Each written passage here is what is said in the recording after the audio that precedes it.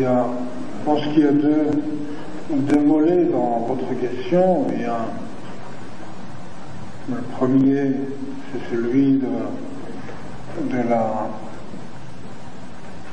cohabitation entre les communautés à l'intérieur d'un pays issus de milieux différents, enfin de pays différents, et puis l'autre, son usage politique, son utilisation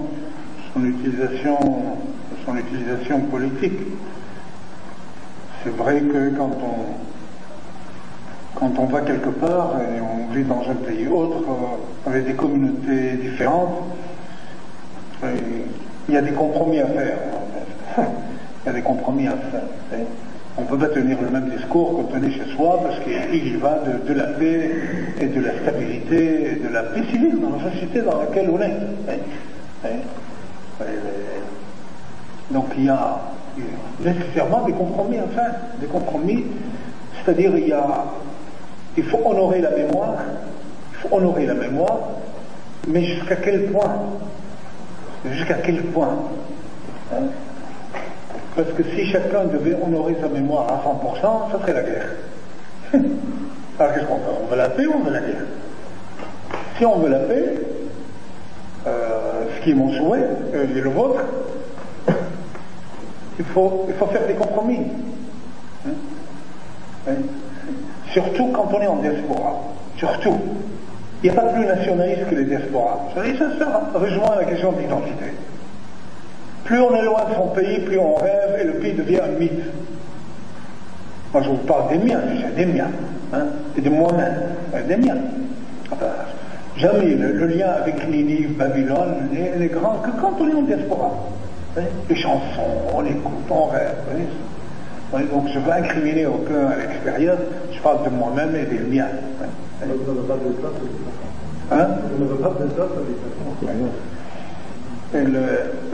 Toutes les communautés en diaspora sont... Il faut savoir faire des compromis. Faut savoir. Maintenant, l'usage, il y a l'usage politique. L'usage, tous les pays le font. Bon.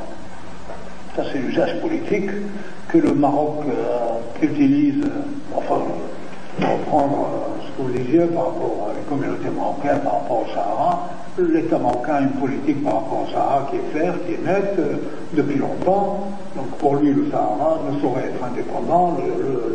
Le Sahara fait partie du Maroc, il le justifie depuis je ne sais quel siècle, et il dit, il a fait un progrès, il dit autonomie. L'Algérie défend l'indépendance, le Polisario défend l'indépendance du Sahara, les pays, le Polisario fait partie de l'Union africaine, le Maroc s'est retiré.